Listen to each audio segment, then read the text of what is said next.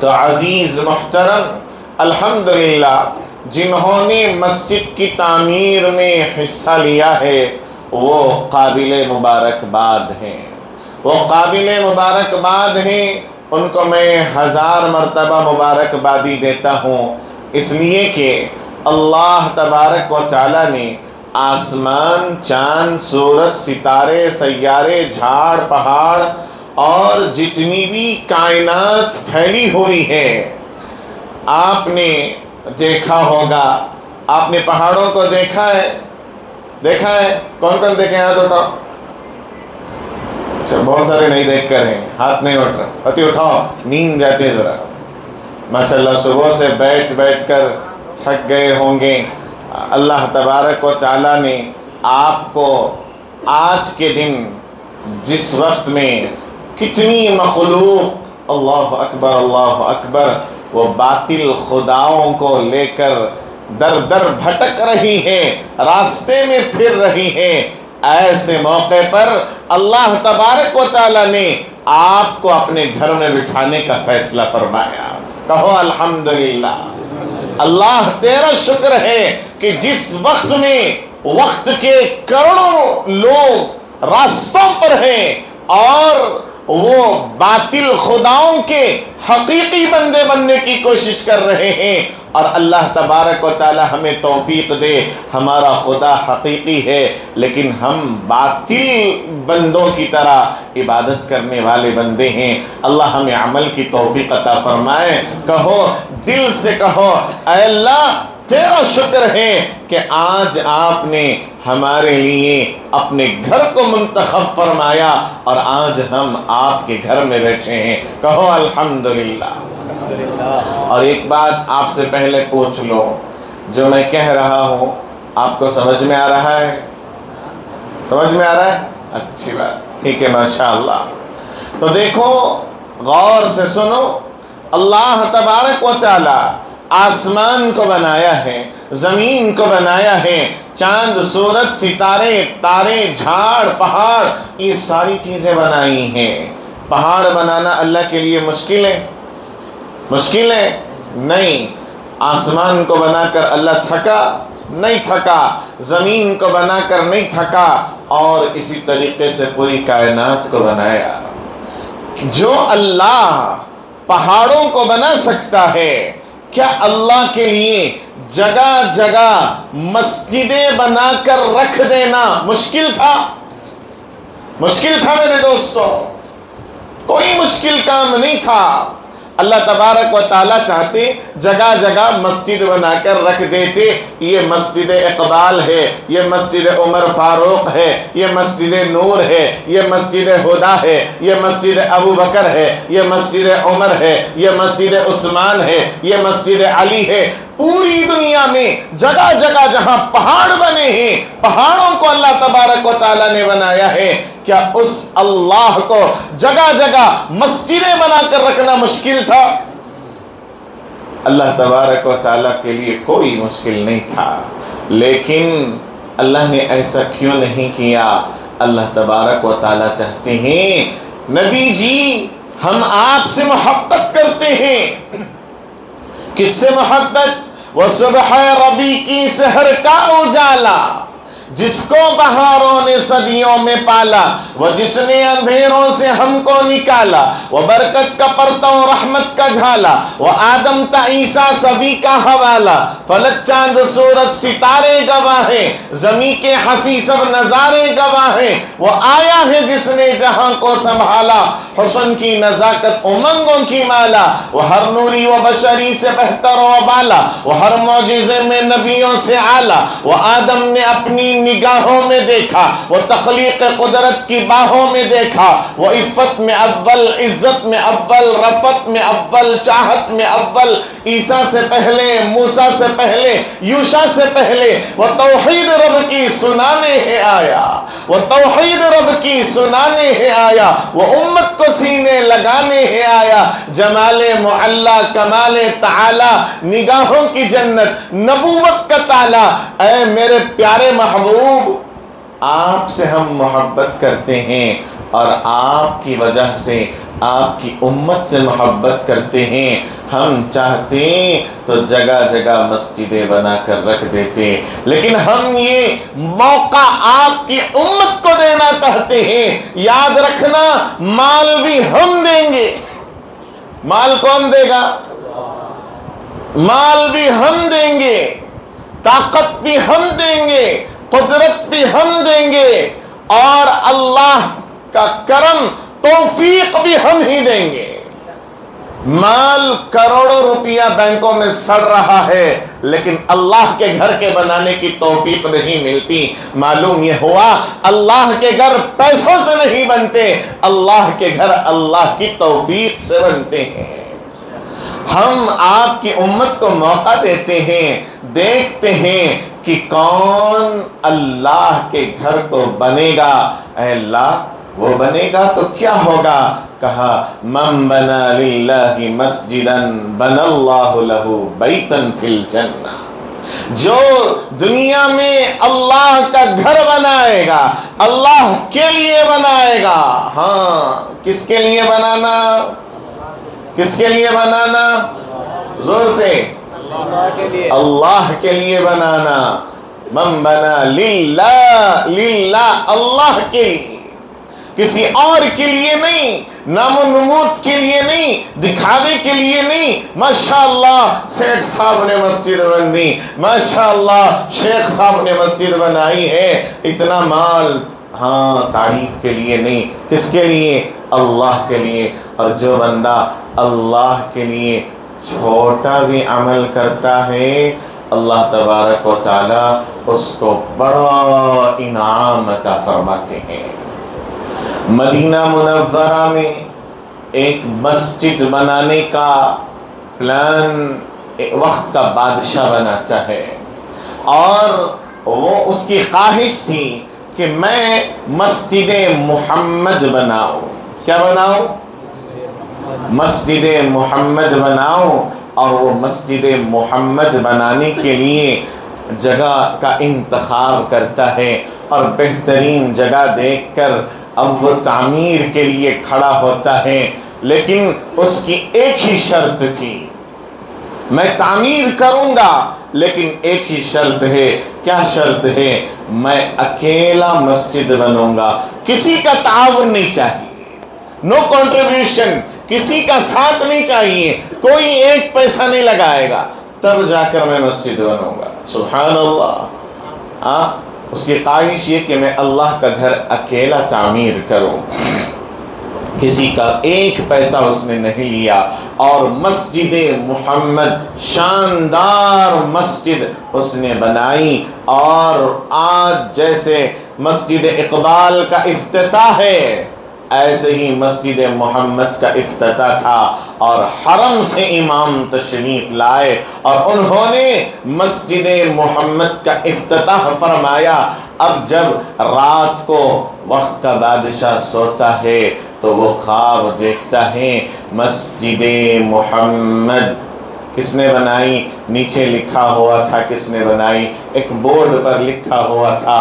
رات کو بادشاہ سوتا ہے تو خواب کیا دیکھتا ہے کہ کوئی بندہ، کوئی فرشتہ آتا ہے، وہ جو نیچے نام لکھا تھا بادشاہ کا کہ اس نے مسجد بنائی ہے، وہ مٹاتا ہے اور ایک عورت کا نام لکھ دیتا ہے۔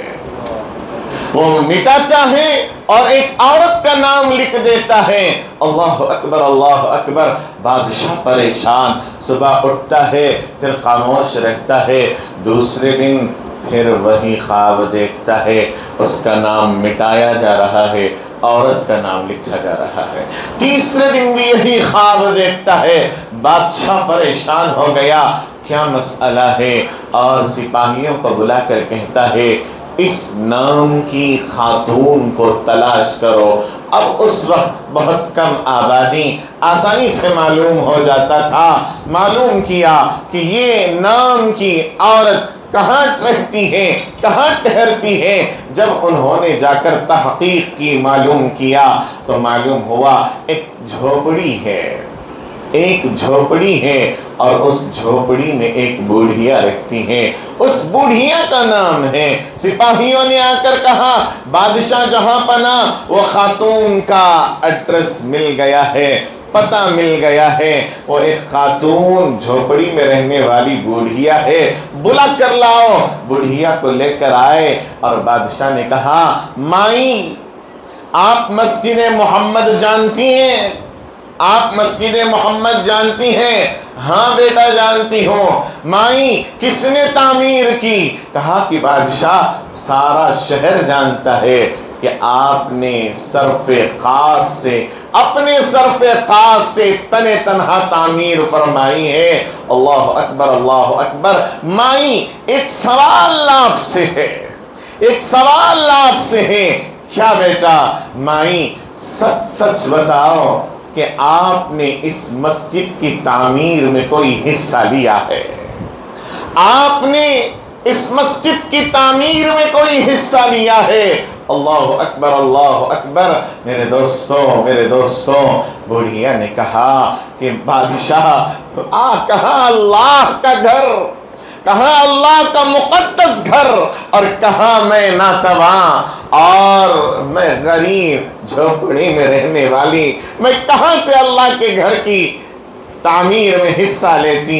کہا نہیں مائی، سوچ کر بتاؤ کہ تم نے کسی نہ کسی طریقے سے اللہ کے گھر کی تعمیر میں حصہ لیا ہے۔ تو مائی سوچ کر بتاتی ہے کہ بیٹا ہاں مجھے اتنا یاد ہے کہ جن گدھوں پر مسجد کی تعمیر کے لیے اینٹیں لاد کر لائی جاتی تھیں، جن گدھوں پر مسجد کی تعمیر کے لیے جو اینٹیں رکھ کر لاد کر لائی جاتی تھیں، وہ گدھے تھوڑی دیر میری جھوپڑی کے سامنے بیٹھ جایا کرتے تھے، تھوڑی دیر وہ گدھے میری جھوپڑی کے سامنے بیٹھ جایا کرتے تھے۔ میرے دل میں خیال آیا اے اللہ یہ گدھے تیرے مسجد کے تعمیر میں حصہ لے رہے ہیں، کیوں نہ میں ان گدھوں کے لیے پانی کا انتظام کر دوں، بس جب کبھی بھی وہ گدھے آ کر بیٹھتے میں ان گدھوں کو پانی پلا دیا کرتی تھی۔ ہاذا ہوا۔ بادشاہ نے کہا ہاں یہی وہ عمل ہے، یہی وہ عمل ہے جس عمل کی وجہ سے اللہ تبارک و تعالی نے اس بندی کو پوری مسجد تعمیر کرنے کا ثواب عطا فرما دیا اور ساری مسجد اس بڑھیا کے نام کر دی۔ اللہ اکبر اللہ اکبر۔ میرے دوستو یہاں غور کرنے کا مقام ہے، جو بندی مسجد میں کام آنے والے گدھوں کے لیے پانی کا انتظام کرے، اللہ تبارک و تعالی اس کے لیے ساری مسجد تعمیر کرنے کا اجر عطا فرما دے رہے ہیں۔ اس بندے کا عالم کیا ہوگا جس نے اللہ کے گھر کی تعمیر خود فرمائی ہو اور اللہ کے گھر کی تعمیر میں مال خرچ کیا ہو اور مسجد میں کام آنے والے، مسجد کی تعمیر میں کام آنے والے گدھوں کو پانی پلانے کا یہ مقام ہے، تو مسجد میں خدمت کرنے والے امام کا عالم کیا ہوگا؟ مسجد میں خدمت کرنے والے مؤذنین کا عالم کیا ہوگا؟ مسجد کی پاکی صفائی کرنے والے خادمین کا حشر کیا ہوگا اللہ تبارک و تعالیٰ کے نزدیک؟ ہاں آج ہمارے نزدیک امام اور مؤذن کی کوئی قدر و قیمت نہیں ہے، امام اور مؤذن کی کوئی قدر و قیمت نہیں ہے۔ ایک بکرا مل جائے جس بکرے پر اللہ لکھا ہوا ہو، کیا لکھا ہوا ہو؟ اللہ لکھا ہوا ہو، اس بکرے کی قیمت آج کا مسلمان لاکھوں لگائے گا، اور کہے گا کہ اس بکرے پر اللہ لکھا ہوا ہے، اس مچھلی پر اللہ لکھا ہوا ہے، اور لاکھوں دے کر وہ مچھلی خرید کر لائے گا کہ اس پر اللہ لکھا ہوا ہے، اس بکرے کی تو ہمارے نزدیک قدر و قیمت ہے۔ لیکن جس امام کے سینے میں پورا کا پورا قرآن ہے، جس امام کے سینے میں پورا کا پورا قرآن ہے، اور الحمد سے لے کر من الجنتی والناس تک سنانے والے امام تراویح میں کھڑے ہو کر سارا قرآن سنا دیتے ہیں، سینہ خالی کر دیتے ہیں، لیکن کسی مصلی کو ترس نہیں آتا، یہ کرامت نہیں تو اور کیا ہے میرے دوستوں؟ آج بکرے کی قیمت بڑھ گئی کہ اس کے جسم پر اللہ لکھ کر آ گیا۔ کیا حافظ کی ہمارے پاس کوئی قدر و قیمت ہے؟ قدر کرو میرے دوستوں، علماء کی قدر کرو، علماء کی قدر کرو، ائمہ کی قدر کرو، مؤذنین کی قدر کرو، اس لیے کہ علماء کا احترام نبی کے احترام کے برابر ہے۔ اللہ اکبر، اللہ اکبر۔ العلماء ورثۃ الانبیاء، علماء انبیاء کے وارث ہیں، علماء انبیاء کے وارث ہیں۔ علماء کے مقام کو پہچانو، علماء کے مقام کو پہچانو۔ علماء کا مقام یہ ہے، اگر ایک امام نماز بے وضو پڑھائے اور پیچھے کھڑے رہنے والے باوضو نہیں باغسل ہو، تب بھی کسی کی نماز نہیں ہوگی۔ سمجھ میں آئی بات؟ امام اگر وضو نہ کرے کسی کی نماز نہیں ہوگی، اگرچہ کہ پورے غسل کے ساتھ کھڑے ہوں۔ میرے دوستوں، امام اور مؤذن کا خاص خیال رکھو، خاص خیال رکھو۔ اور جیسے آپ کے بیٹے کی تنخواہ آپ چاہتے ہیں کہ سال میں 3 مرتبہ بڑھے، ہے نا؟ چاہتے ہیں نہیں؟ بیٹا جاب کر رہا ہے، کتنا بیٹا؟ 35,000۔ کیا آ رہا ہوتا 35,000 میں؟ 35,000 میں کیا ہوتا ہے؟ بات کر، HOD سے بات کر، بڑے جو پوسٹ پر ہے HR سے بات کر، اور تنخواہ کی فکر کر، اور وہی مسجد کے متولی ہوتے ہیں، اور امام صاحب کو تنخواہ بڑھا، پرسوں نہ بڑھے، پرسوں کا وہ 4 سال ہوگا۔ نہیں، ہم جیسے اپنی اولاد کی فکر کرتے ہیں، اولاد اس مہنگائی کے زمانے میں اتنی کم تنخواہ پر گزارا کیسے کرے گی؟ اور لیکن ہمیں یقین کیا، امام صاحب کی تنخواہ میں برکت بھول، امام صاحب کی تنخواہ میں برکت بھول۔ صرف امام کی تنخواہ میں برکت نہیں ہے، حلال کمائی میں بھی تو برکت ہے، لیکن حلال ہم اپنی اولاد کے لیے زیادہ چاہتے ہیں۔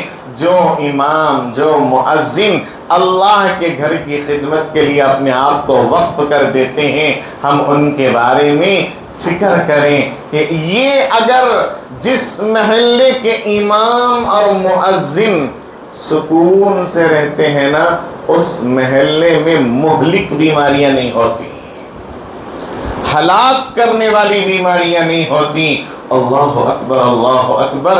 ایسی بیماریاں اللہ حفاظت فرمائے، اللہ حفاظت فرمائے۔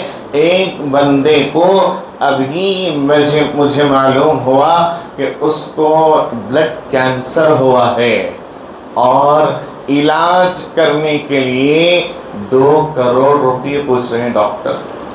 کتنے؟ 2 کروڑ۔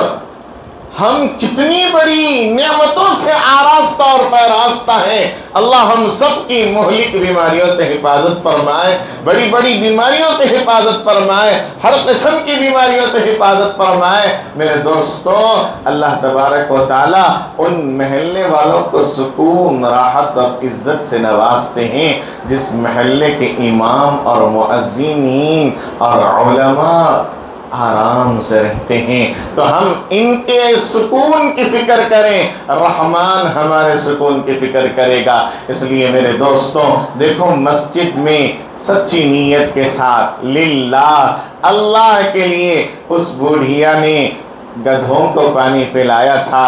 اللہ تبارک و تعالیٰ نیتوں کو دیکھتے ہیں، اور اللہ رب العزت نے ساری مسجد اس نے تعمیر کی، ایسا فیصلہ فرما دیا۔ اور الحمدللہ آج جس نے بھی مسجد تعمیر کی ہے اس نے اللہ کو راضی کرنے کا قدم اٹھایا ہے، اللہ ان سے راضی ہو جائے۔ ایک ہے ظاہری اعتبار سے مسجد تیار ہو گئی ہے، آباد ہو گئی ہے، اور جنہوں نے بنایا اللہ ان کو جزائے خیر عطا فرمائے۔ دوسری بات یہ ہے کہ اب ہماری ذمہ داری ہے کہ ہم اس مسجد کو باطنی اعتبار سے آباد رکھیں، مسجد کو پابندی کے ساتھ مسجد میں آ کر 5 وقت کی نماز ہم نے ادا کرنا ہے۔ نماز اہم فریضہ ہے، نہ صرف رمضان میں بلکہ رمضان کے بعد بھی زندگی بھر ہم نے اس فریضے کو ادا کرنا ہے۔ دیکھو رسول اللہ صلی اللہ علیہ وسلم طائف کے میدان میں جاتے ہیں، طائف کی بستی میں جاتے ہیں، وہاں کے لوگوں کو دعوت دیتے ہیں، سمجھاتے ہیں، لوگ پتھر مارتے ہیں اور ان پتھروں کی وجہ سے میرے نبی کا جسم پھوٹنے لگا، خون نکل پڑا۔ فرشتہ آ کر کہتا ہے یا رسول اللہ، اللہ نے ہمیں بھیجا ہے، آپ حکم فرمائیے، آپ بد دعا فرما دیجئے۔ اللہ کے نبی نے بد دعا نہیں فرمائی، اللہ کے نبی نے بد دعا فرمائی؟ کہو زور سے کہو، نہیں نا، اللہ کے نبی نے بد دعا نہیں فرمائی۔ اللہ اکبر، اللہ اکبر۔ طائف میں نبی کے جسم سے خون پھوٹتا ہے، نبی کے جسم سے خون کے فوارے نکلتے ہیں، نبی نے بد دعا نہیں فرمائی۔ اور احد کے میدان میں دشمن نے پتھر پھینک کر مارا، جس کی وجہ سے میرے نبی کا دان ٹوٹتا ہے۔ صحابہ آ کر کہتے ہیں یا رسول اللہ، ان دشمنوں نے حد کر دی ہے، یا رسول اللہ ان دشمنوں کو بد دعا فرما دیجئے۔ اللہ کے نبی نے فرمایا اللہم اغفر لی قومی فإنہم لا يعلمون، اللہم اہدی قومی فإنہم لا يعلمون۔ اے اللہ میری قوم کو ہدایت عطا فرما، یہ نہیں جانتی کہ میں کون ہوں، انہیں ہدایت عطا فرما۔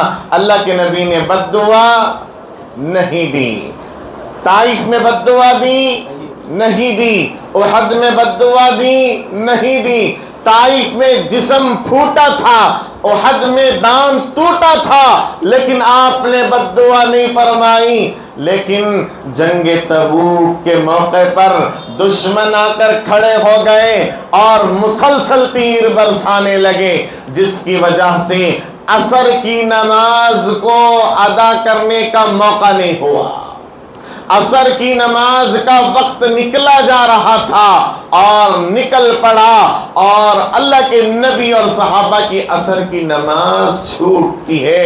اللہ اکبر، اللہ اکبر۔ اللہ کے نبی نے ہاتھ اٹھائے اور بد دعا فرمائی اور کہا اے اللہ ان کی وجہ سے ہمیں عصر کی نماز پڑھنے کا موقع نہیں ملا، اے اللہ تو ان کے پیٹوں میں آگ بھر دے، تو ان کے پیٹوں میں آگ بھر دے، تو ان کی قبروں میں آگ بھر دے۔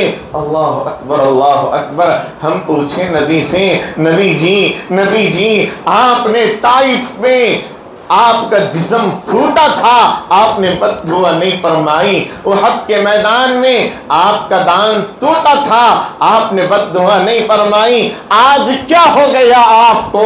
آپ رحمت للعالمین ہیں، آپ ساری جہاں کے لیے رحمت بنا کر بھیجے گئے ہیں، آج آپ نے بد دعا کیوں فرما دی؟ میرے نبی یہی فرمائیں گے کہ میں کیا کرتا؟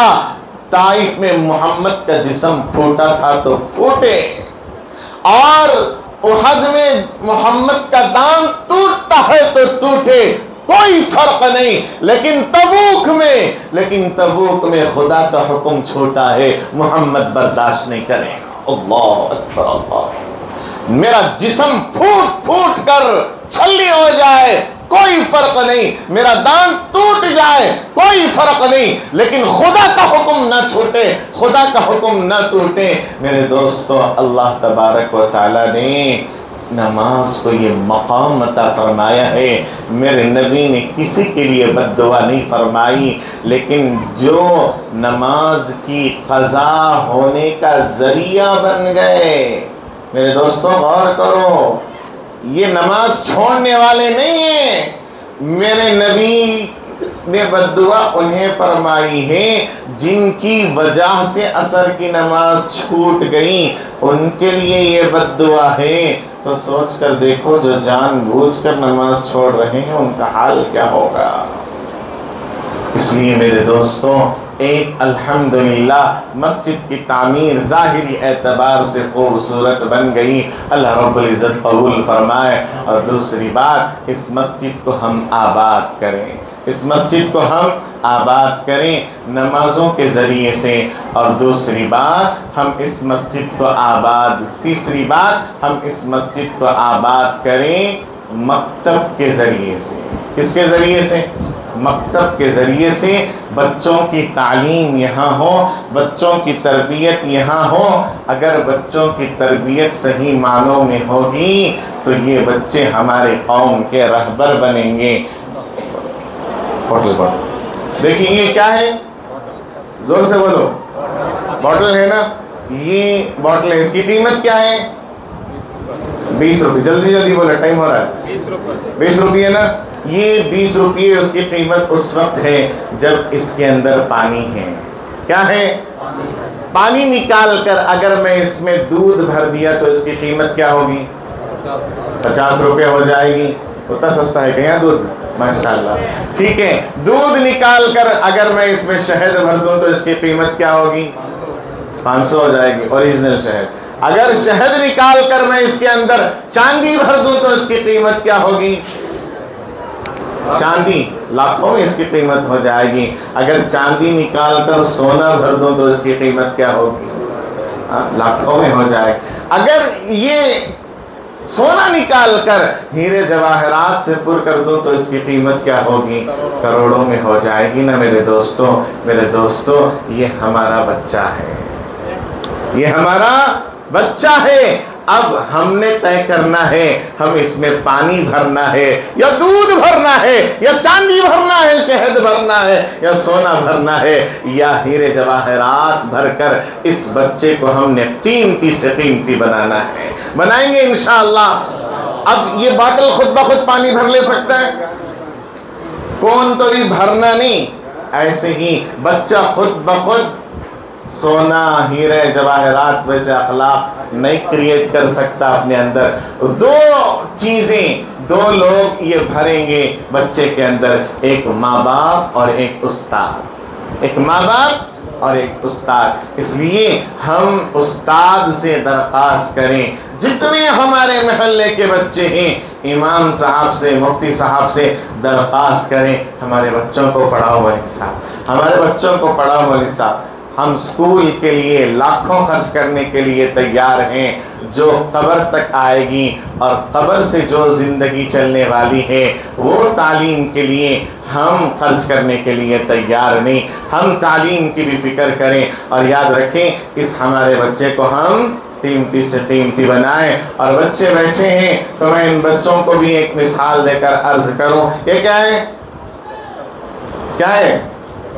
گلاس ہے نا، کپ ہے نا، یہ ہمارا بچہ ہے، یہ استاد ہیں۔ اور یہ بچہ ہے نا، دیکھو خوبصورت ہے، پیارا ہے، کیوٹ ہے، سب کچھ ہے، لیکن یہ بچہ اپنے استاد سے علم اس وقت حاصل کرے گا جب یہ استاد کی بات سن کر نیچے رہ کر چلے گا تو وہ علم حاصل کر سکے گا۔ اگر یہ کہیں نہیں میں پیارا ہوں، خوبصورت ہوں، کیوٹ ہوں، اسمارٹ ہوں، میں نیچے رہتا نہیں، میں اوپر ہی رہتا، اوپر رہے گا تو علم حاصل نہیں کر سکتا۔ استاد اوپر آ گیا، نہیں بیٹا ذرا پڑھ لیو، میں اوپر آ کر پڑھاتا ہوں، نہیں میں اور اوپر جاتا ہوں، اور اوپر آ گیا، اور اوپر جاتا ہوں۔ اس طریقے سے اگر اوپر رہے گا نا تو اوپر تو چلا جائے گا لیکن علم نہیں ملے گا۔ اس لیے علم حاصل کرنے کے لیے نیچے رہیں گے تو علم حاصل ہوگا۔ اساتذہ کی قدردانی ہمارے وقت کی اہم ضرورت ہے۔ میرے دوستوں، مسجد کو آباد کرنا ہے، یہ میرا حصہ میں رکھ لوں،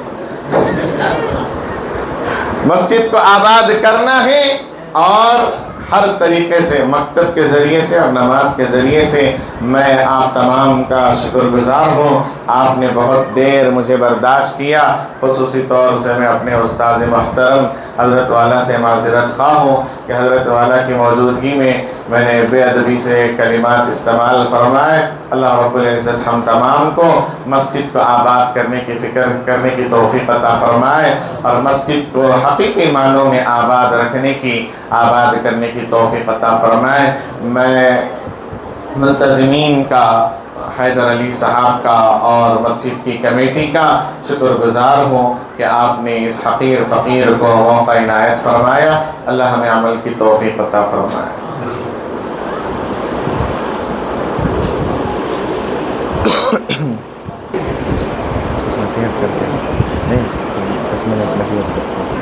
انشاءاللہ حضرت کا بیان ہونے کے بعد اذان ہوگی، پھر اس کے بعد نماز کا اہتمام کیا جائے گا، لہٰذا حضرت کے بیان کو مستقل ذوق اور شوق کے ساتھ سننے کی ضرور کوشش کریں۔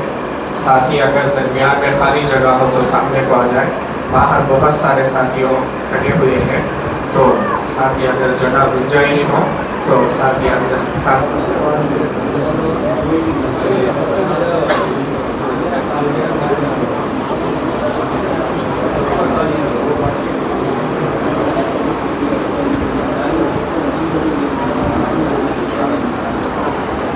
الحمد للہ رب العالمین والصلاة والسلام على سید المرسلین وعلى آلہ واصحابہ اجمعین، اما بعد فاعوذ باللہ من الشیطان الرجیم، بسم اللہ الرحمن الرحیم۔ وَإِذْ يَرْفَعُ إِبْرَاهِيمُ الْقَوَاعِدَ مِنَ الْبَيْتِ وَإِسْمَاعِيلُ رَبَّنَا تَقَبَّلْ مِنَّا إِنَّكَ أَنْتَ السَّمِيعُ الْعَلِيمُ۔ وقال النبي صلى الله عليه وسلم لا تقوم الساعة حتى يقال في الأرض الله الله، او كما قال عليه الصلاة والسلام۔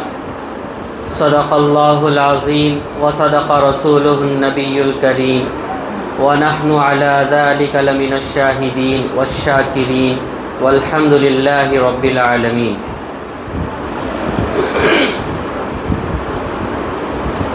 بزرگان محترم، الحمدللہ میرے عزیز مکرم کی تفصیلی گفتگو ہم اور آپ بڑے ہی دلچسپی اور چاؤ سے سن رہے تھے، لطف اندوز ہو رہے تھے، محظوظ ہو رہے تھے، جنہوں نے بڑے ہی مختصر وقت میں انتہائی نرالے اور پیارے انداز میں تعمیر مسجد کے نہ صرف ظاہری معنی کو اجاگر کیا بلکہ اس کے باطنی معنی کی بھی خوب تشریح فرما دی۔ مزید اس پر اس تعمیر کو ظاہری اور باطنی اعتبار سے دونوں طریقوں سے کس طرح محفوظ رکھا جائے، ایک لمبے زمانے تک کس طریقے سے پختگی لائی جائے، اس کی بھی تدبیر اور صورت آپ حضرات کے سامنے رکھ دی کہ دراصل مسجد جہاں نام ہے ایک عمارت کا تعمیر، وہیں پر مسجد کہیں گے اس کے روحانی اعتبار سے اس کی آبادی کا، یہ اس کے ظاہری اور باطنی معنی ہوئے، تو وہیں آگے چل کر اس کی مضبوطی، اس کے استحکام، دیر زمانے تک، دور وقت تک اس کی محفوظ رہنے کی صورت یہی ہے کہ وہاں تعلیم کی صورتیں مکتبوں کی شکلوں میں شروع کی جائیں، پیدا کی جائیں۔ الحمدللہ بڑی خوشی ہوئی، مولانا محترم نے بڑے ہی پیارے انداز میں اس پر روشنی ڈالی۔ اب وقت بھی ہو چلا ہے، مزید گنجائشیں نہیں ہیں، لیکن پھر بھی اصرار ہے ایک دو چار باتیں موقع کی مناسبت اور نزاکت کے مد نظر آپ حضرات کے گوش گزار کر دوں کہ بزرگان محترم، ایک حدیث قدسی ہے جس میں باری تعالی فرماتا ہے کہ میں ایک پوشیدہ اور چھپا ہوا خزانہ تھا، آسانی سے ہاتھ آنے والی کوئی چیز، کوئی دھات، کوئی زیور میں نہیں تھا۔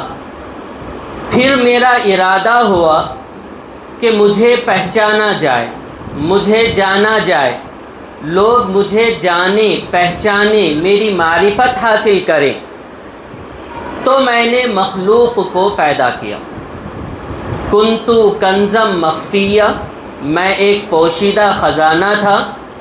فاحببت ان اعرف، پس میرا یہ ارادہ ہوا، میرا یہ منشا ہوا، میں نے خود اس بات کو چاہا۔ قادر مطلق ہے اللہ رب العزت، ظاہر ہے کوئی اور چیز اس پر کسی بات کا دباؤ پیدا ہرگز نہیں کر سکتی، تو خود اللہ رب العزت فرماتا ہے پس میں نے اس بات کو چاہا کہ مجھے پہچانا جائے، تو اس پہچان کے لیے میں نے انسانوں کو پیدا کیا۔ فاحببت ان اعرف فخلقت الخلق او کما قال۔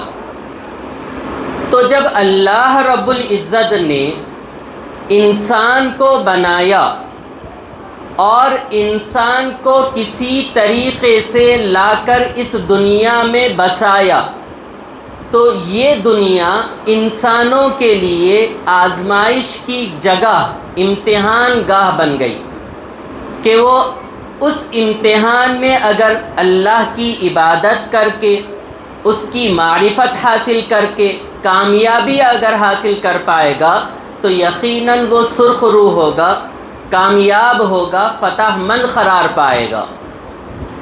وہیں اس کے برعکس اگر وہ دنیا میں مگن ہو کر رہ جائے، غفلت کا پردہ اس کے آنکھوں سے لے کر اس کے دل پر بھی پڑ جائے اور وہ ہر چیز میں بس دنیا پرستی کو ڈھونڈے، تو اس کا نتیجہ یہ نکلے گا کہ یہ چمکتی ہوئی، مچلتی ہوئی دنیا سراپا دھوکہ بن کر ابھرے گی اور آپ اور ہم اس امتحان کی گھڑی میں ناکام ہو جائیں گے۔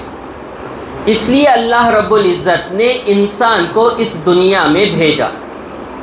جب اللہ نے دنیا میں انسان کو بھیجا اور یہ دنیا رنگ و بو قائم کی گئی، یہاں پر یہ بساط بچھایا گیا اور دنیا آبادی کی طرف بڑھنے لگی، تو جو چیز تفاسیر میں موجود ہے، جو چیز دنیا میں روئے زمین پر، زمین کے اس چہرے پر جو چیز سب سے پہلے ابھر کر آئی وہ ہے اللہ کا گھر خانہ کعبہ۔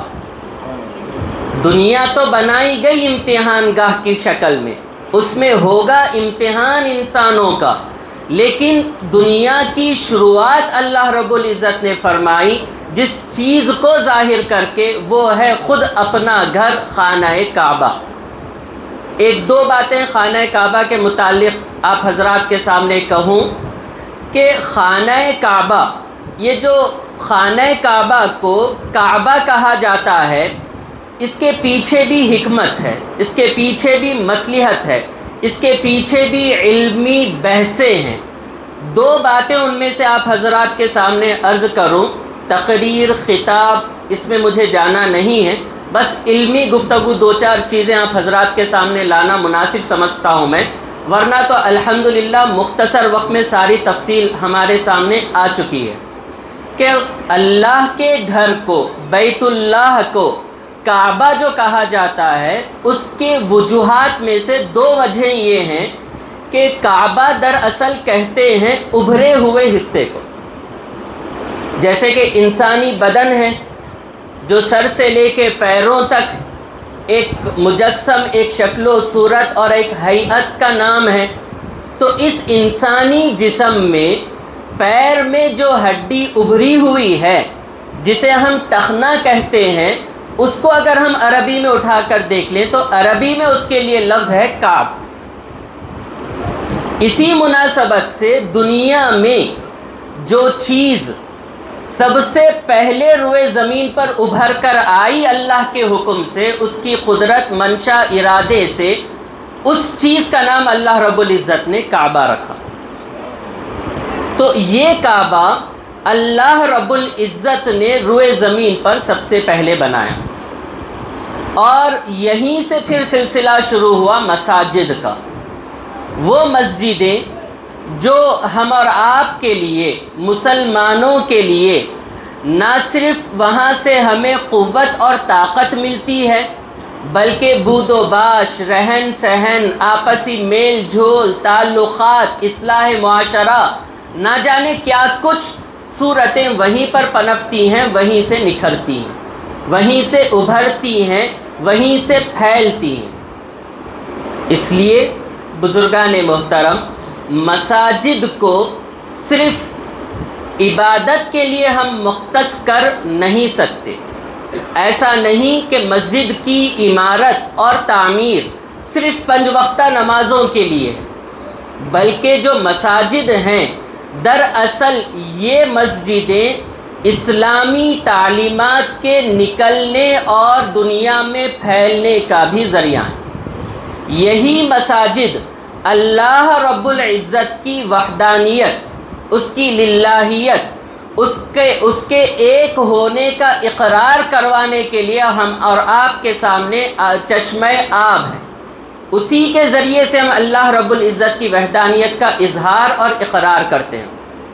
تو جب اتنی اونچی شان اور اتنا اونچا مرتبہ اور رتبہ مسجد کا ہے، اس وجہ سے اللہ رب العزت نے سب سے پہلے تو خود اس کام کو شروع فرمایا، اور آگے چل کر اس پاکیزہ کام کے لیے انتخاب فرمایا بھی تو ان کا جو اللہ کے پاس سب سے زیادہ برگزیدہ اور پسندیدہ ہیں، یعنی انبیاء کرام۔ تفصیل میں جانا نہیں ہے، بس مثالیں دے رہا ہوں میں، جیسے کہ خود خانہ کعبہ ایک زمانے کے بعد جب اس کی دوبارہ تعمیر کا مرحلہ ہوا تو اللہ رب العزت نے وہ تعمیر کروائی کن سے؟ حضرت ابراہیم سے اور آپ کے فرزند ارجمن حضرت اسماعیل سے۔ وَإِذْ يَرْفَعُ إِبْرَاهِيمُ الْقَوَاعِدَ مِنَ الْبَيْتِ وَإِسْمَاعِيل، یہی ہے۔ اور اسی طریقے سے دنیا کے سب سے بڑے مسجدوں میں خانہ کعبہ کی طرح اس کے بعد جو رتبہ اور درجہ آتا ہے بیت المقدس کا، مسجد اقصیٰ کا، حضرت سلیمان علیہ السلام ہے۔ آپ کے ذریعے سے اللہ رب العزت نے اس کی تعمیر فرمائی۔ اور اسی طریقے سے ہمارے اور آپ کے آقا، جن کے ہم نام لیوا ہیں، جن پر ہم اپنی جانوں کو قربان کرنے کے لیے ہمہ وقت تیار ہیں، اور ہر حال میں ہم آپ پر اپنی جان کو قربان کر کے بتائیں گے، دکھائیں گے جب زمانہ ہم سے اس کی آزمائش لے گا۔ تو جب حضور صلی اللہ علیہ وسلم کا مبارک زمانہ آیا اور مکے کے نااہل مشرکوں نے مجبور کر دیا رحمت للعالمین کو اپنے پسندیدہ شہر کو چھوڑ کر ہجرت کرنے پر، تو جب حضور نے وہاں سے ہجرت فرمائی تو مدینے میں داخلے سے پہلے آپ حضرات جانتے ہیں سرکار دو عالم صلی اللہ علیہ وسلم کا جس آبادی میں قیام ہوا، جہاں پر آپ کا قافلہ رکا، وہاں پر آپ نے مسجد قباء کی تعمیر فرمائی۔ اور جب مسجد نبوی کو آپ تشریف لے کر گئے، مدینہ منورہ میں جب آپ تشریف لے کر گئے تو وہاں مسجد نبوی کی آپ نے تعمیر فرمائی۔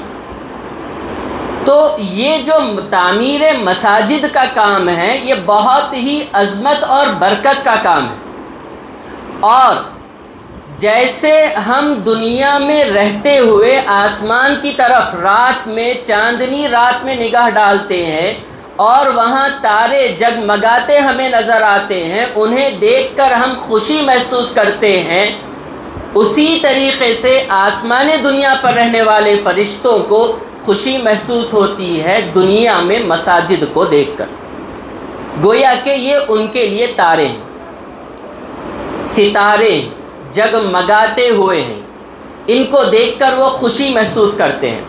اسی لیے اس کی تعمیر اللہ رب العزت، جیسا کہ مولانا نے اس کی طرف اشارہ بھی فرمایا ہے، جن کو توفیق ہوتی ہے وہ خوش نصیب ہیں، اور ان کے خوش نصیبی کی اللہ رب العزت نے جو سند عطا فرمائی ہے وہ یہی ہے کہ مسجد کی تعمیر، آیت کا جیسے ترجمہ ہے انما یعمر مساجد اللہ من آمن باللہ، کہ مومن جو ہوگا وہی تعمیر مسجد کا کام انجام دے گا اور اس کا خاتمہ بالخیر ہوگا، یہ اس بات کی دلیل۔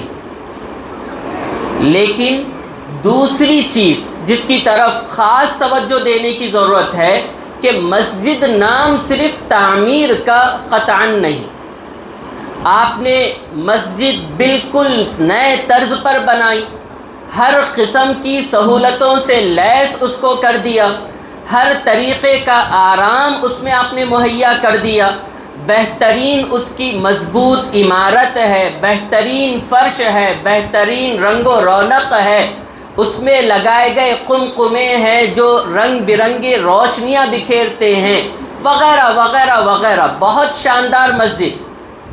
لیکن اس کی آبادی کی اگر آپ نے فکر نہیں کی اور اس کو آباد رکھنے کی اگر آپ نے محنت نہیں کی، اس میں اگر ہم اور آپ خدا نخواستہ ناکام ہو گئے تو یاد رکھ لیجئے سرکار دو عالم صلی اللہ علیہ وسلم کے اس ارشاد گرامی کو کہ سرکار نے صاف اعلان فرما دیا کہ قرب قیامت جو مساجد بنیں گی ان کی کیفیت، نوعیت اور حالت یہ ہوگی کہ مساجدہم عامرہ، مساجدہم عامرہ وہی خراب، کہ آخر زمانے میں جو مسجدیں بنائی جائیں گی وہ انتہائی عامرہ ہوں گی، یعنی عالی شان ہوں گی، بڑی عمدہ عمدہ بہترین بہترین مسجدیں بنائیں گے لوگ، بنانا چاہیے، انکار اس سے نہیں ہے، لیکن جو چیز ہمیں سیکھنی ہے، سبق جس چیز سے ہمیں حاصل کرنا ہے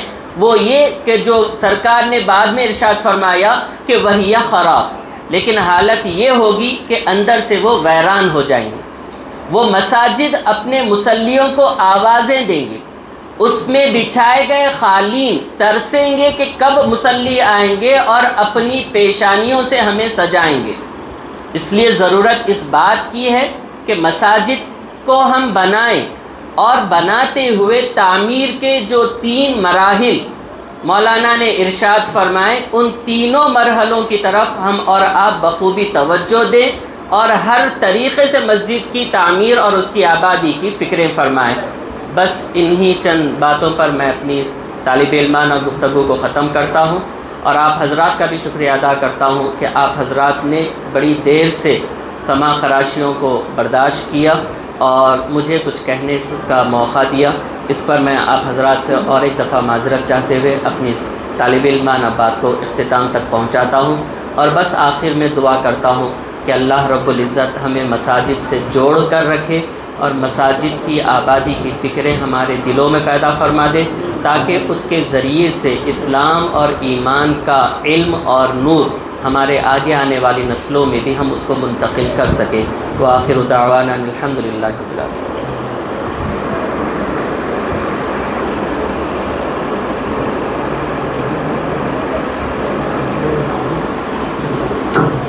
کافی دیر سے آپ سبھی حضرات انتظار کرتے ہوئے اور مہمانان کرام کے بیانات سے مستفیض ہوتے رہے، کافی وقت بھی ہو چکا ہے، آپ سبھی حضرات بڑی قربانیوں سے دور سے یہاں پر تشریف لائے۔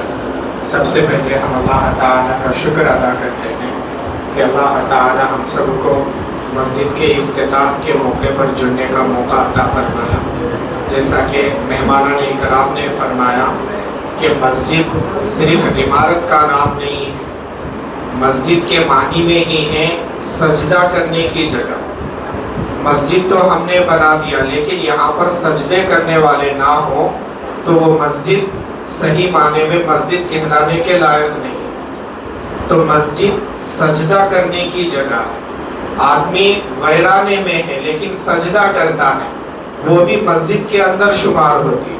تو ہم صحیح معنی میں مساجد کو آباد کرنے کی، جیسا کہ ہمارے مہمانان اکرام حضرت مولانا شعیب احمد صاحب رشادی دامت برکاتہم اور حضرت مولانا منیر احمد صاحب رشادی دامت برکاتہم نے ہمیں اپنی قیمتی نصائح سے ملفوظات سے مستفید فرمایا، ہمیں ان پر عمل کرنے کی سخت ضرورت ہے۔ لہٰذا ہم اپنے مہمانان کرام کا بھی تہ دل سے شکر ادا کرتے ہیں کہ وہ دور دراز علاقے سے بنگلور سے تشریف لائے۔ ان کا بنگلور سے قریب تک آنا آسان تھا، لیکن کواری کے پاس جو میلہ چل رہا ہے، ترنالا چل رہا ہے، جس کی وجہ سے وہاں سے یہاں تک آنے میں کافی دیر لگ گئی۔ تو مہمانان اکرام نے اس کے متعلق بھی ہمارے سامنے وضاحت کی ہے۔ پھر بھی ہم ہمارے مہمانان اکرام کا تہ دل سے شکر ادا کرتے ہیں کہ وہ تاخیر ہونے کے باوجود بھی ہمارے لیے بھرپور وقت نکالا، اور ہم اللہ سے دعا گو ہیں کہ اللہ تعالیٰ ان کے خدمات کو اپنے دربار عالیہ میں قبول فرمائے، اور ان سے ہمیں اور پوری امت کو ان کے نصائح سے، ان کے خدمات سے فائدہ اٹھانے کی توفیق نصیب فرمائے۔ اور میں آپ سبھی حضرات کا بھی مسجد کے ذمہ داروں کے طرف سے شکریہ ادا کرتا ہوں، اور خاص طور سے جو مسجد کے تعمیری کام کے سلسلے میں جتنے بھی ساتھی مسجد کے ذمہ دار، مسجد اقبال کے ذمہ دار ساتھی دن رات محنت کیے ہیں، آپ سبھی حضرات بھی ان کے لیے دعا کریں کہ اللہ تعالیٰ ان کے ان خدمات کو قبول فرمائے، دنیا اور آخرت میں ان کو اپنی رضا عطا فرمائے، اور جو بھی اس مسجد کے تعمیری کام کے اندر اور آباد کرنے کے اندر اپنے جان و مال کو لگائے اور لگانے والے ہیں، اللہ دنیا اور آخرت میں ان کو اپنی رضا عطا فرمائے۔ آپ سبھی حضرات کا بھی میں تہ دل سے شکر ادا کرتا ہوں، اور انہی چند باتوں پر ہماری اس مجلس کا اختتام ہوتا ہے، اور میں ہمارے صدر محترم حضرت مولانا شعیب احمد صاحب رشادی دامت برکاتہم سے درخواست کرتا ہوں کہ وہ اپنی قیمتی دعا کے ساتھ ہمارے اس مجلس کا اختتام کریں۔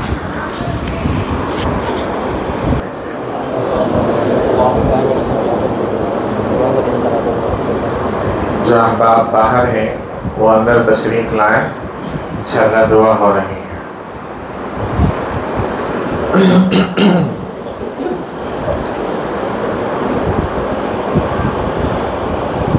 الحمد للہ رب العالمین، اللہم صلی علی سیدنا محمد وعلى آل سيدنا محمد وبارك وسلم۔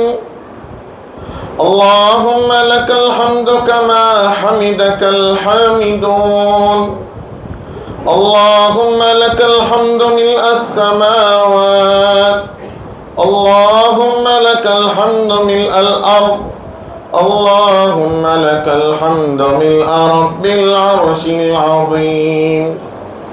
اللهم صل على محمد ملء السماوات، اللهم صل على محمد ملء الأرض، اللهم صل على محمد ملء رب العرش العظيم۔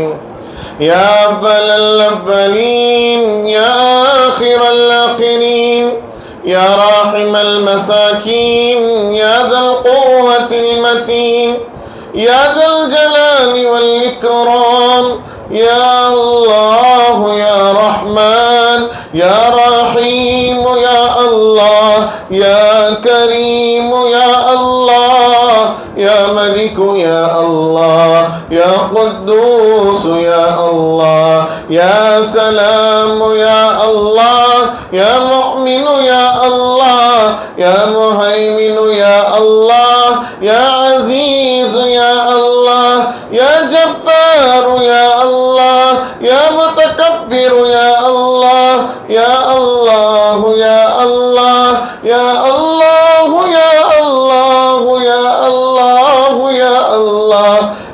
اللہ یا اللہ یا اللہ یا اللہ یا اللہ یا اللہ یا اللہ یا اللہ یا اللہ یا اللہ۔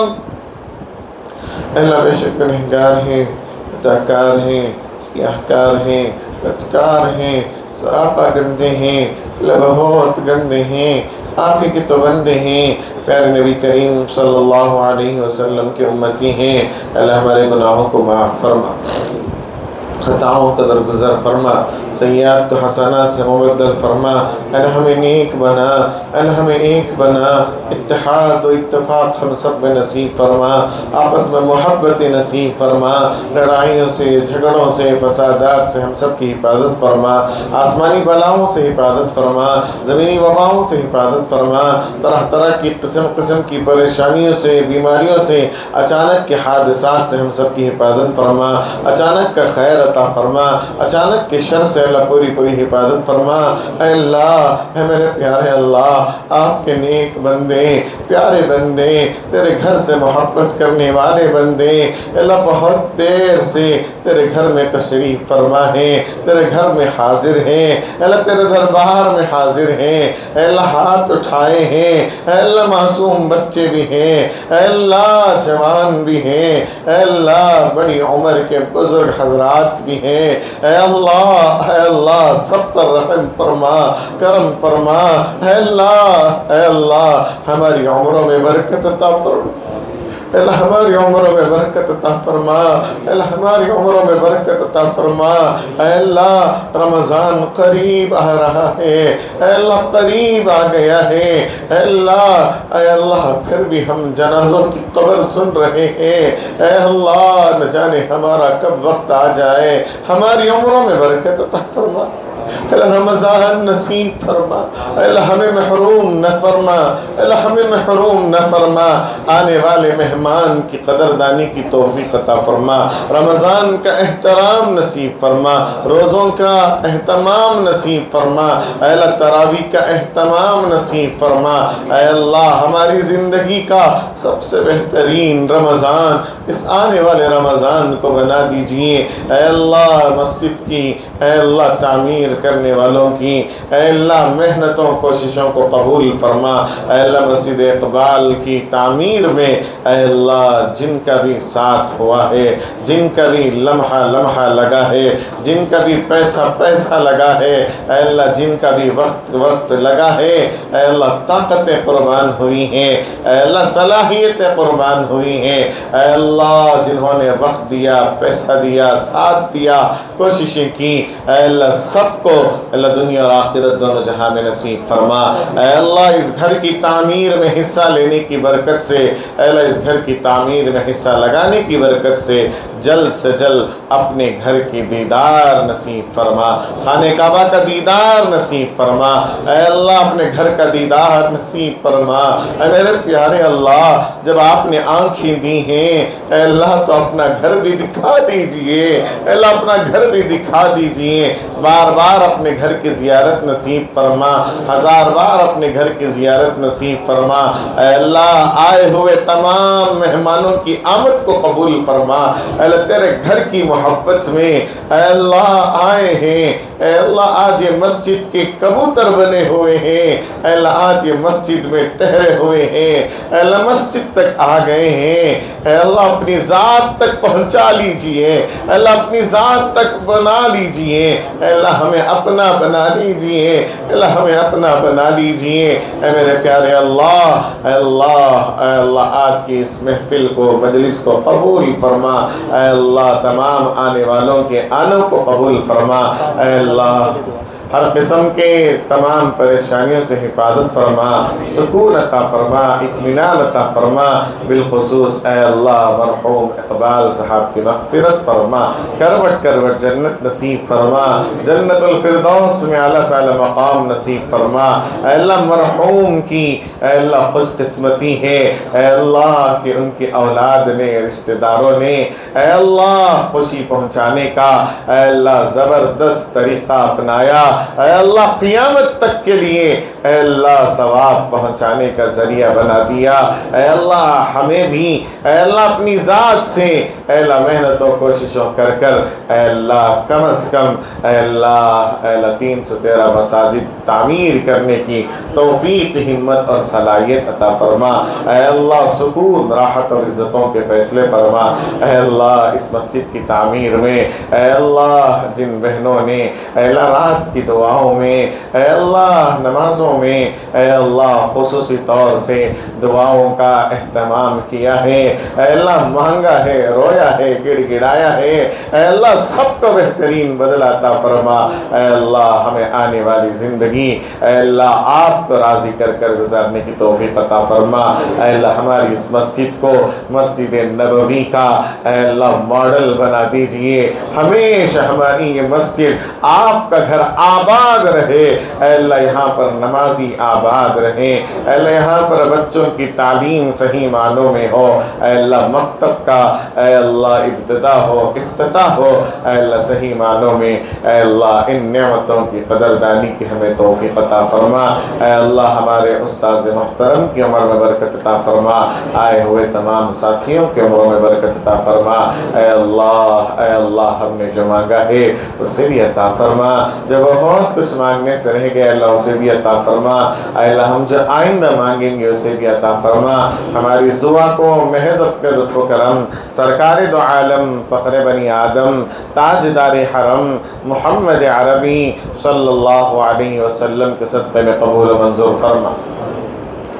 جزا اللہ عنا محمدا ما هو اہلہ صلی اللہ علیہ وسلم برحمتک یا ارحم الراحمین والحمد للہ رب العالمین۔